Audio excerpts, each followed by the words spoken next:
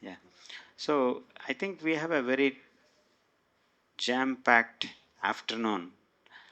So I hope you all can bear with us because we have many things to cover. Uh, but it will also be broad and wide because based on some of the questions I heard this morning, I want to start responding to those and then finish watching the last part of the video that I showed because that has some interesting things for you to take away from the whole thing. I mean, we can understand the climate drivers, what caused the flooding and all, but then what next? You know, it's only half the story. That report will tell you by watching the floods and understanding the damages. It's only half the story. We as hydrologists or modelers, we will be doing only half of the work, right? Basically, the modeling part or coming up with inundation maps. But then, how do you relay that information? What kind of problems they had in a developed country? And it can happen to any place. That's what. And the case studies between Valencia and US, I think it's a very nice example for us to refer to.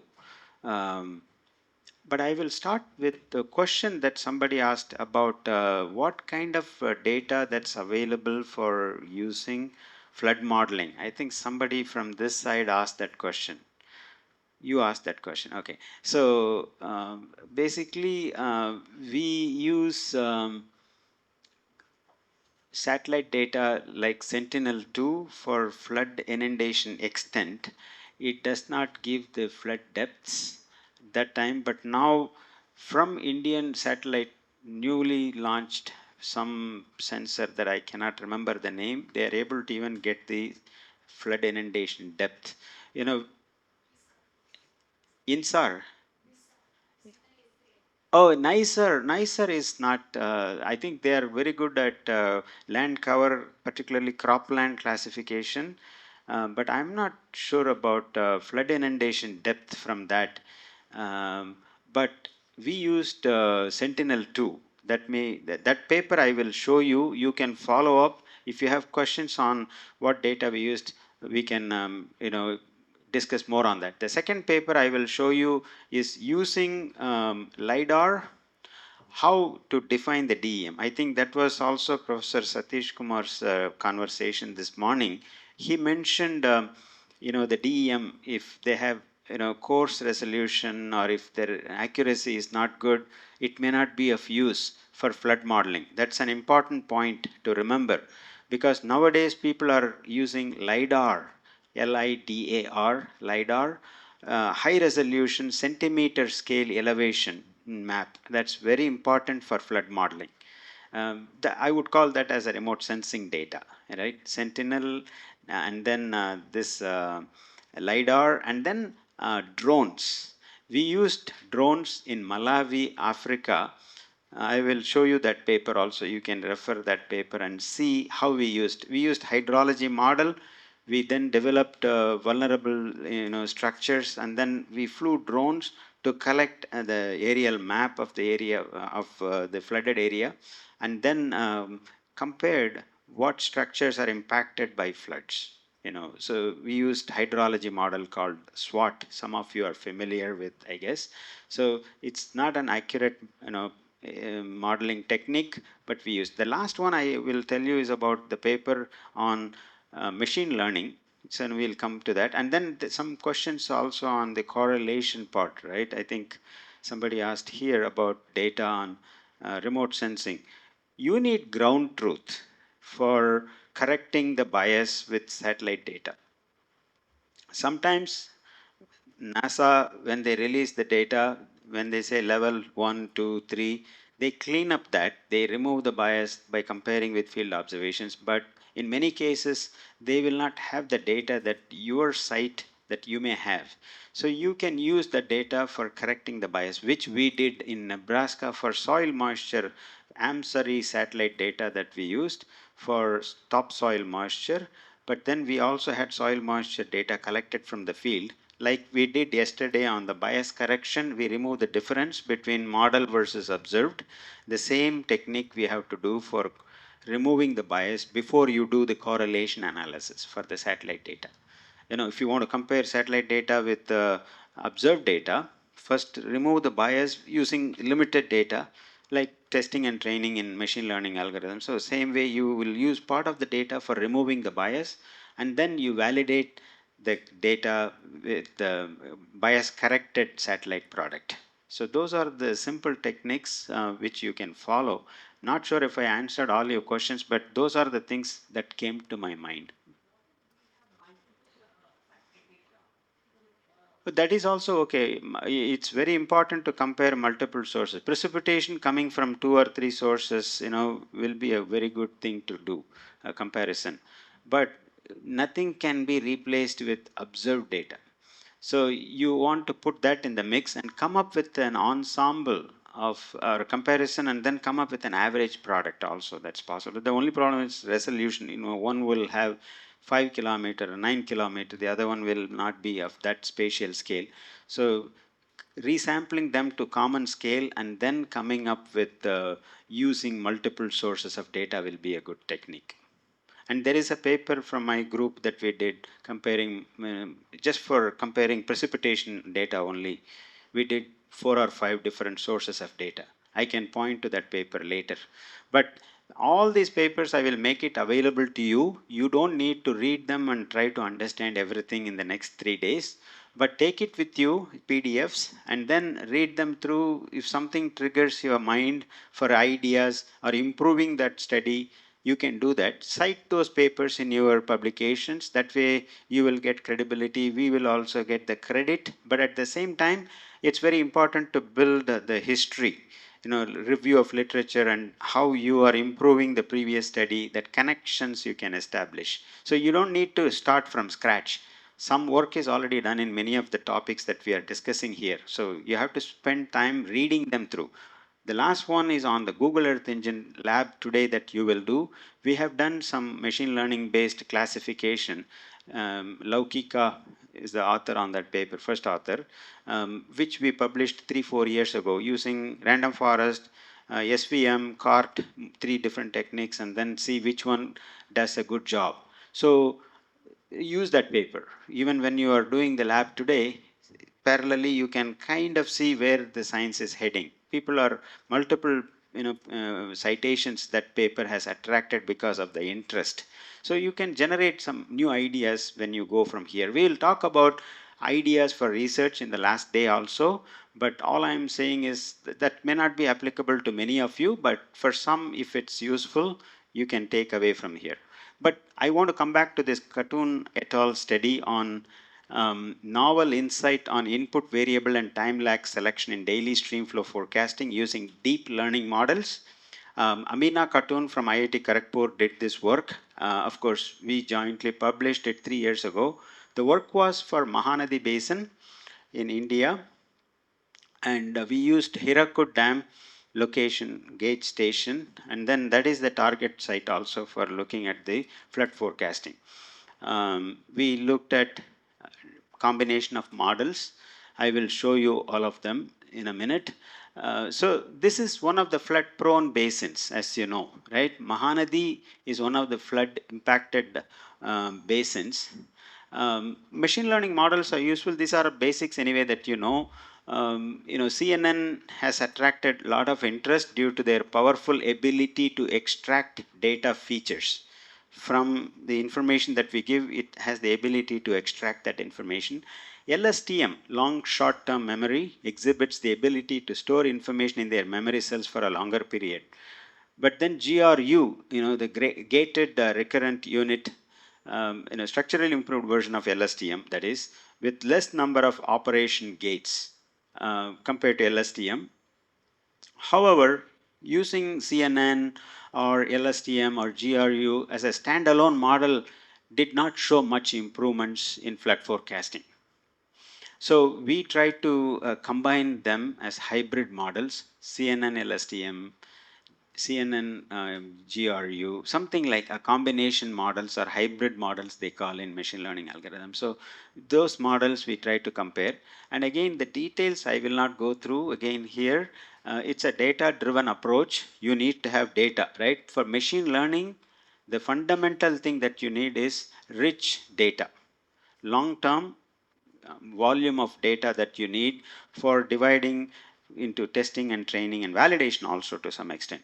So split of 70-30 or 80-20 formula people normally use. These are data hungry models. The selection of suitable inputs for appropriate length of past information is crucial. When I'm talking about inputs, right variables for prediction. We talked about water budget this morning. What are the inputs for precipitation forecast or watershed stream flow modeling? What are the inputs that you need for peak flow that I was drawing Q peak? What are the important things to represent the hydrograph? Some level of physical understanding of the system is required. I'm not going through again these models here. On the right side, what you see, CNN, and then of course you have GRU, CNN, LSTM, ANN, CNN, LSTM, and GRU network with configurations that you can read through. And then what I wanted to show you is the combination models like CNN, LSTM, and CNN, GRU is the one that we looked at more closely because they showed promise for improving the predictions. Variable selection was done, data preparation, and then defining the network and developing hyperparameters. What type of hyperparameters that you would need, adjusting them, calibrating them, finding the right ones are very important. And then define the loss function, train the network, and validate and evaluate the performance. Right? These are standard machine learning approaches. Again, what I'm showing as a quick cursory study here is that all these models, ANN, CNN, LSTM, with one-to-one plot of correlation that we are looking at, they are doing okay, but when you look at the statistics, the numbers were not that great for this. I think I may have it in the other graphs. For one-day forecast, they are better, but 2-day is okay, not too bad, but 3-day, they are falling apart in terms of predictions. And then the combination of variables are also needed. I don't know whether I have those inputs in the paper. I can show you 1 second if you bear with me. Sorry, it takes a little bit time here to upload the paper, but read it peacefully later. What I wanted to show you is the hyperparameters table and the variable selection, the choice of variables that we want to use, combination of precipitation, temperature. So this table, the one I'm going to show you, is more important. And for your study, you will define, oops, sorry. Yeah, these are the hyperparameter tables that are critical. 1 second, I'm going to blow it up. So the model, and then of course the hyperparameters and the parameter selection that we have here, this table 1. It took a lot of time, but I think developing hyperparameters is an important step to really improve the model performance. But the combination of inputs in another table that I show is another time draining exercise, but it's worthwhile to do that. I don't know whether I have it here. 1 second. Yeah, a combination, input combination. For example, on the left side, table 2, if you look at, Q and R, for example, in ANN. What is the error measure that we are looking at, and the leading time, 1-day forecast, 2-day forecast, 3-day forecast. You can see the performance going down from 1-day to 2-day. Obviously, 3rd-day forecast of lead time, the performance slightly drops. Again, a combination of Q, R, and T, Q, R, and I irrigation. So those are the variables that we used in this case to understand, and a combination of all these models also, CNN, ANN, CNN, LSTM, CNN, GRU combinations. It was a very thorough exercise of combination of different variables and then looking at combination of models. So total, I think I forgot, it was in thousands of model combinations, variables that we came up with, 4,000 or something. That number somewhere is here in the paper. 5 variables, 6 models, right? and then 3 days of forecasting. So you multiply each one of them, the number gets really big when it comes to number of simulations that you have to make. It's pretty data intensive. If you have access to supercomputers, you define your problem, identify the data, choose the right variables and models. Particularly standalone may not be okay, but hybrid models might be useful. You can come up with a simple approach for predicting floods. Okay, I'm kind of rushing here, but I think the results part I will show you from my presentation here. What we found out was the peak flow that we saw in the morning also, right? So we were able to look at different models here, right? So I'm showing 1 second. 2008, 9, 10, and 11, 1 day forecast, 2 day, and 3 day forecast.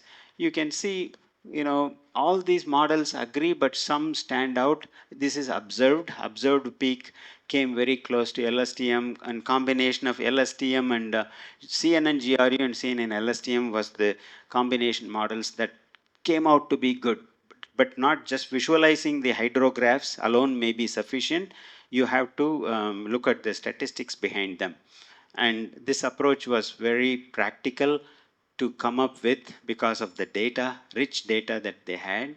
But you have to really work on making your data available for this kind of analysis. Okay. So we can talk about this kind of work later also, but I just wanted to move on from here to the next work I did. This is the drone based project that we did. I'll show you this piece. It's a small drone of less than 250 grams, built by a mechanical engineer from our group there, from Virginia Tech. They took it to Malawi in South Africa, southern part of Africa country. And then this region, there are a lot of tinted or, the thatched roof houses, simple structures that we may have even here also. There are places where, this tin roofed, thatched roof system, and then we delineate the watershed, we run the hydrology model, we came up with runoff estimation in depth units for each of those HRUs, hydrologic response units. If you remember SWOT model simulations, that is the smallest unit that you can define. And then we mapped the vulnerable areas and the risk factor that we associate with some calculations they made. So this paper is an open access paper, came out in remote sensing. You can read this paper and see how remote sensing, what is this? Drone technology is useful for understanding. The last project using drones, we did some work in the Chamoli region of Uttarakhand. I don't know if you remember this location. I have to start from there. 1 second. Um, okay, I don't have that slide here. The main idea that I wanted to show you here is that we flew drones over this valley, and 2021 February 7th, there was a massive glacier collapse. I don't know if you remember watching the news report. That created peak floods in the valley here. This is Tapovan hydropower site.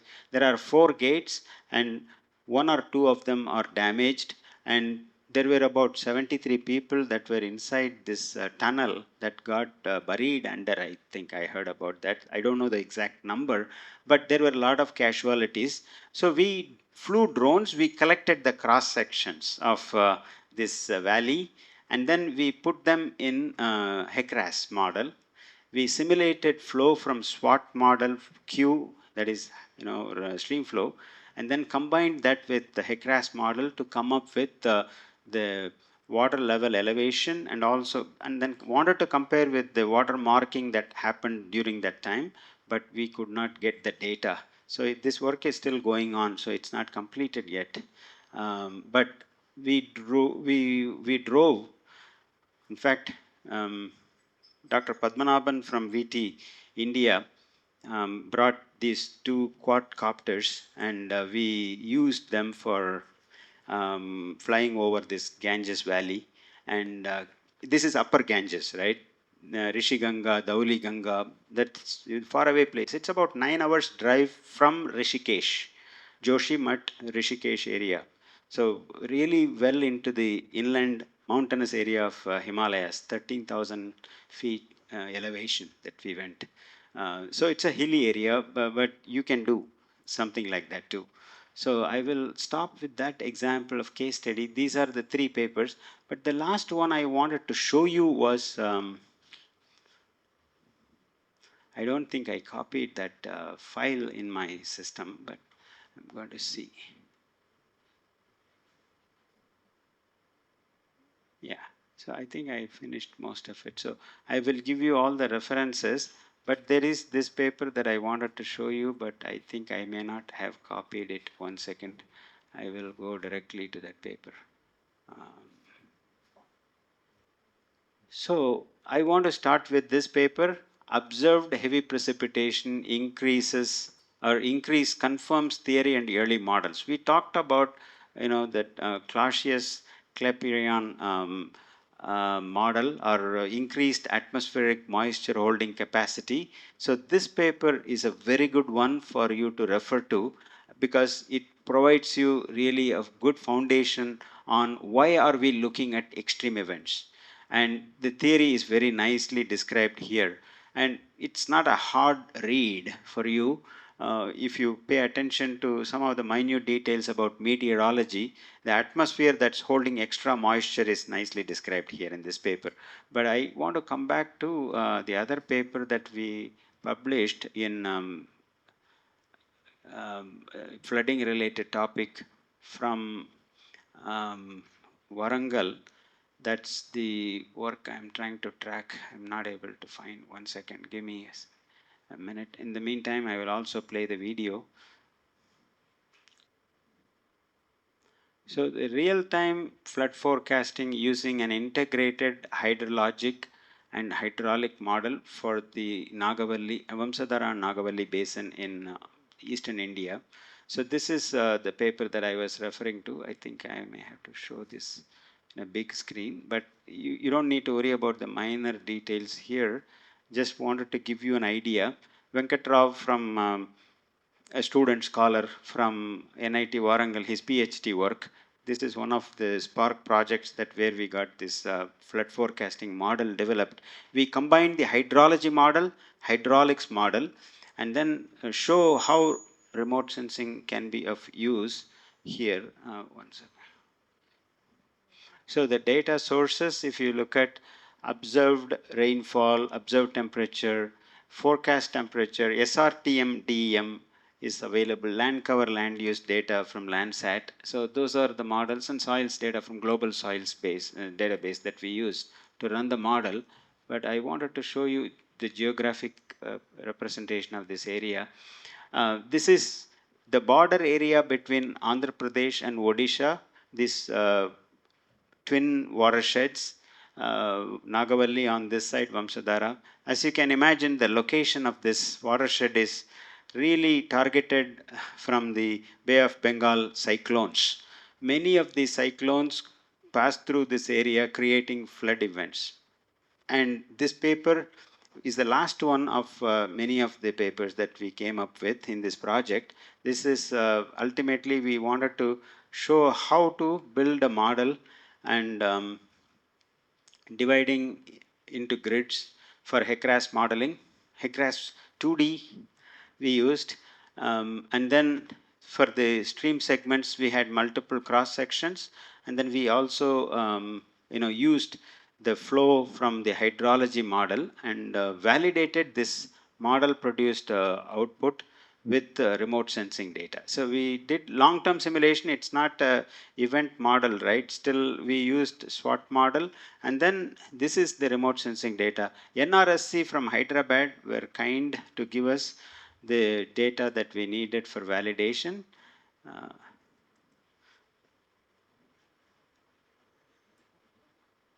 yeah, so I'll show you just one example. Flood maps generated by HECRAS using SWOT simulated discharge.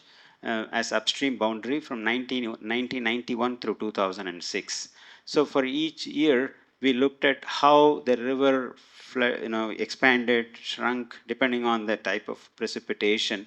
And we were able to get the depth also here, as you can see, in meters.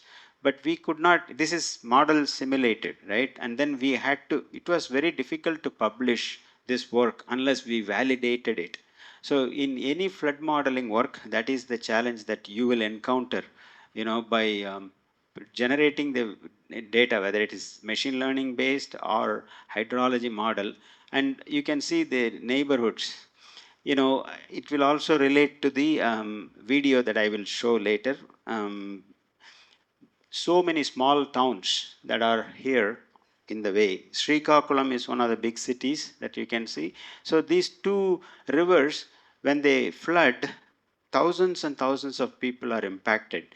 So the government wanted to know what is the way we can come up with the real-time forecasting. So we used the global forecast products of precipitation. Up to 5 days, we were able to forecast and come up with flood inundation depths. So for the historic times, we have not tested for any of the real-time conditions currently, but there is a project website that we came up with the GIS interface and all that, that I think I may have mentioned in the paper also somewhere. So the goal here is to validate, right? So then we got this NRSC derived data for, we picked a specific peak discharge and we looked at how much of the river bank full width that morning we talked about, how it swelled and overflow on the banks. And then we were able to kind of use the inundation area only here to come up with comparison. For 2018 event, the peak discharge was about 3,800, 4,800, 4,300 for two different events. And then we compared that, or sorry, four events that we looked at, the depth that we measure. But we don't have the depth. This is from the, sorry, from the model, but we were able to only compare the flow area, the inundation area. We did not have the depth from the remote sensing product, but Sentinel might probably be able to give you, or any other newer sensors that you can think of. Even nicer might come up with, I don't know, you can check that. Okay. Okay. Nicer? Nice is not, right? Yeah. I don't know the recent Indian satellite products, but they are using in the US SWOT, SWOT. I don't know if you have heard of that. So they are able to really see the stream level, finer level resolution flow, or depths, that we may be able to do that with Indian satellite products also. This is an example, but I will stop here. I think there are a couple of other papers that I wanted to share, like the remote sensing based or machine learning based um, land cover classification, which you can see later during the lab session, you can see. But I want to play the video now because it might give you a connection to what we are talking about with respect to flood forecasting.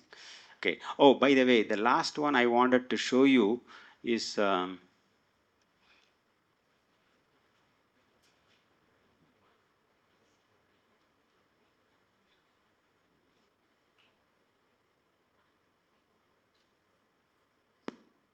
somebody asked about data sets, or this morning, when we talked about aerosol optical depths, we used AOD to understand the correlation between AOD and extreme precipitation events. This work was done by Dr. Tharani Kotrike when she was doing her PhD. Now she is a faculty at GP Rec in Kurnool.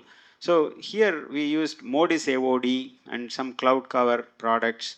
The data sets are defined here. And then we looked at a couple of cities, Mumbai, Hyderabad, Chennai, Bangalore. And then we kind of understood what kind of cloud parameters that we need for modeling. And then we ended up looking at precipitation depths for 3 years, 2018, 19, and 20. And this year, one particular year was COVID hit, right? So we were able to get a cleaner data also without cloud or without much traffic on the road, and we were able to source track those pollution. But the idea here is to understand what is the correlation between precipitation and AOD. And not so tight, but a couple of other papers that we showed that if you are able to get high resolution data, maybe we can understand better. And then we also looked at where is this AOD coming from, or aerosols coming from. So in Delhi pollution, probably you might remember, recently also the air quality index went up so high, like 400 and above on red alert level. People were told to stay home and schools were closed. So the burning of areas around Delhi, for example, in Punjab, Haryana, field, agricultural residue burning really started that source of aerosols, and the wind blowing towards Delhi brought that. And because of other weather conditions like colder conditions, and then the block, Himalayan block that we have in Delhi, north of Delhi, so combination of those things really aggravated the situation. So we were able to track where the pollution is coming from and how we can use remote sensing data. So a couple of papers you can look at, last name Kotrike and AOD is one example, since this was talked about this morning. And there is a connection between AOD to extreme precipitation analysis that we did. It might give you some ideas. You can branch out from there and look at more depth analysis on those topics. Okay, I will stop here on the extreme events just for discussion here. Later on we can discuss. Think about all these topics. I may not have covered everything in depth.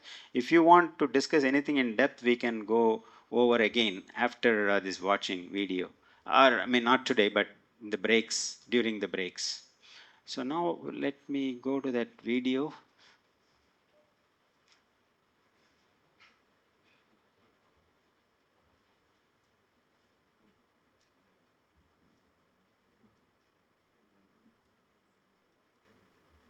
I will skip, I think first 25 minutes we already watched. Please bear with me for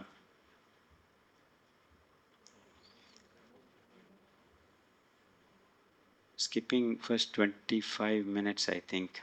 We don't need to even watch the whole thing, the remaining 25 minutes, but I will show you the highlights. L04. Torrential rain hits North Carolina, triggering a ravine called the Rambla del Pollo to Asheville and the surrounding area. Go further.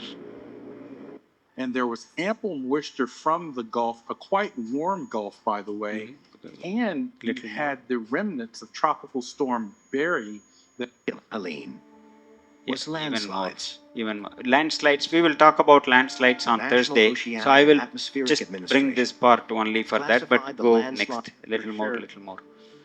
Debris flows often begin near the top of a mountain. Yeah. 33. Within 10 minutes, I was having to get out of my car window into. Oh, yeah. So, Here on this is very, very important discussion that we will have to relate to our class. We talked about modeling, right? So they are real time, they are doing that in National Weather Service. It's an important thing for India to follow or adopt or come up with plans. And you guys in this class can take away how they did. During the height of the event, we had 8 people here overnight, and then 3 of those 8 were issuing flash flood warnings. To help predict floods, forecasters in the United States use a tool developed at the National Severe Storms Laboratory in Oklahoma. The system, called FLASH, calculates where heavy rain will most likely cause a flood. Across the country, 158 radars detect rain and tell forecasters how much is falling. But to predict a flood, they need to know where that water will go when it hits the ground. What is the condition of the land surface that the rainwater is falling on? A little bit will be intercepted by the vegetation. Some of it gets infiltrated in the soils. But in many urban areas that are developed, we don't have those soils as much, and they've been replaced by asphalt and concrete and buildings. And in general, they have much less capacity to absorb some of that incoming rainfall. The flash system contains a grid with details of the different terrain in every square kilometer of the country. To run a simulation, we have over 10 million grid points across the United States. At every grid cell, we know the characteristics of the land surface in terms of the vegetation type, the composition of the soil, as well as the topography. The system uses this information to calculate where the water will flow and pinpoints areas at risk of flooding.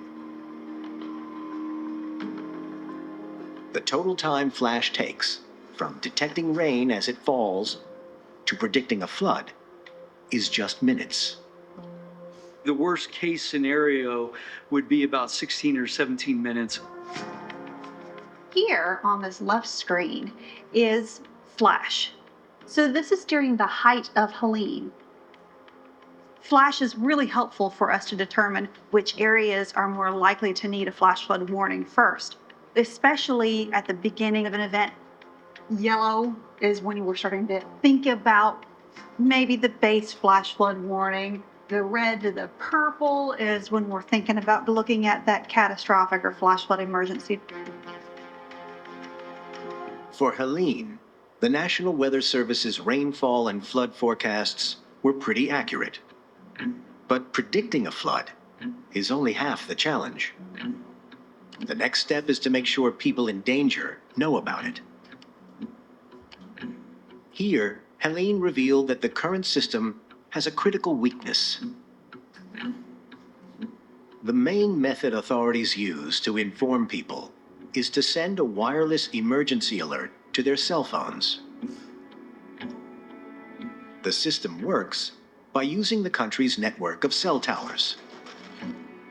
When there's a threat of an emergency, such as a flash flood, response officials mark the danger zone on a map. They then send an alert message to the nearby cell towers. GPS coordinates of the danger zone are encoded in the message, so modern cell phones in or entering the zone can trigger the alert, which contains a warning message advising people what to do. So when we want to go to issue a flash flood warning, we use this system. So I can just start drawing a polygon. And if I want to send out a wireless emergency alert, it has to be considerable or catastrophic. Once I'm happy with everything I've typed in here, I come down here to issue all. When Helene unleashed its rain, the team at this National Weather Service office issued more than 80 wireless emergency alerts for flash flooding in just 2 days. But not all the messages got through. The problem was the wind. Hurricane Helene's winds were incredibly strong. As these winds were moving north, it was a cascading power failure. Trees were going down everywhere. Power lines were being snapped. So as the power grid was failing, communications were going down just because power to the cell phone towers was failing.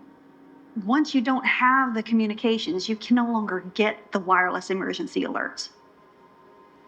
In North Carolina, the early forecast of major flooding and the wireless emergency alerts that did get through are thought to have saved many lives. In Texas, the National Weather Service also forecast the flooding. The day before the floods, it initiated a flood watch. We know that from a meteorological perspective, there were ample weather warnings in the days and hours leading up to the event. There are questions about how that information was channeled into warnings and risk communication for the public. Flash floods happened so fast there is little time to take action. Texas Hill Country was no exception. At 1:14 a.m., the National Weather Service sent out a warning alert to cell phones in the area of Camp Mystic, a Christian girls' summer camp. About 45 minutes later, the flood hit. At Camp Mystic, at least 27 girls and members of staff died. In total, the Texas Hill Country floods killed more than 130 people. We know that there were not the type of warning systems that we often would expect in this type of complex terrain. So I think conversations going forward will be centered around how adequate were cell phone notifications? Is there coverage? Are weather radios needed? Is some type of siren or warning system needed? These are all questions that certainly should be asked. And not only about Texas. In Valencia, there were problems with both forecasting and warning people. We know that when we have a good flood forecasting and warning system, and that people know what to do when they receive those warnings, that lives are saved. So something went wrong in this flood. We know that the flood forecasting and warning system didn't work as it should have done. In Valencia, weather forecasters saw the storm coming well ahead of time, and on the morning of the flood issued a red alert. But their forecasts underestimated the amount of rain. They predicted that more than 7 inches of rain would fall in 24 hours. The highest actual amount was 30 inches, over 4 times as much. One of the grand challenges is predicting intense rainfall that occurs over these really small spatial scales. We may have like a broad area where we're anticipating some heavy rain, but what does that mean? Which city is going to be impacted? And when I say heavy rain, is it going to be a catastrophic rainfall event that's going to annihilate the city, or is it just going to be a spring thunderstorm? It's very difficult to distinguish those two. When the storm turned out to be one of the biggest to ever hit Spain, the emergency services were overwhelmed. Unlike the United States, Valencia didn't have a system like Flash to automatically predict where rain would cause floods. Instead, it relied on more traditional methods. Around the Pollo Ravine, rain gauges in the hills sent back readings of rainfall every 5 minutes. On the ravine itself, a sensor situated 10 miles upstream of Paiporta measured the flow of water. When the rain increased in the afternoon, the flow in the Pollo started rising rapidly. At 6:55 p.m., it reached 600,000 gallons per second, almost as much as the average flow of water over Niagara Falls. Then, the water swept away the sensor. Despite all the gauges and sensors, very little of this information appears to have reached the emergency committee meeting responsible for sending out the wireless emergency alert. At 8:11 p.m., 2 hours after the Pollo River first broke its banks, the cell phones of people across the province made an alarm sound and displayed a warning message. The first warning I got was after the streets had flooded. My mobile started kind of aggressively buzzing. Yeah, so after the fact. Had we received the alert, which we did receive 4 hours after the event, of course we wouldn't have travelled. It would have been a folly to travel. Many of the victims had died before the alert was finally sent out. In Spain, an investigation is underway to find out what went wrong. But timely warnings alone aren't necessarily enough. In North Carolina and Texas, warning systems were not always able to get the messages through to the people at risk. National Weather Service advice is to not rely on just one technology. If for whatever reason, whether you don't have your phones or there's not adequate cell phone service, we need redundancy. We need other ways of communicating the threat. NOAA Weather Radio is connected directly to NOAA and National Weather Service warnings, and so it will be triggered irrespective of whether there is cell phone coverage. While cell phone towers and cell phone communications went down, NOAA Weather Radio stayed up. So we always recommend that folks have a NOAA Weather Radio. The disastrous floods in North Carolina, Valencia, and Texas are a wake-up call to authorities around the world. I'm often asked if this is a harbinger of things to come. My response would be, it's already here. The atmosphere has warmed and the systems are tapping into elevated moisture supply, and we're seeing extreme rainfall events. That's not my opinion. That's what the scientific studies are showing. This is all we discussed in the last 2 days. Across the globe, governments are taking action, not only to improve warning systems, but also to protect their citizens. I will stop there because I think the message is clear now. I mean, what we have understood is that prediction, forecasting, and modeling using data is only half of the story. But how does the technology help? How do you relay that message or disseminate the information to the public in time? Well ahead of time for them to plan is the remaining half of flood forecasting and protection. So, as engineers, of course, our obligation is to really come up with good models, good data sets, good tools to predict them, and then, of course, inform.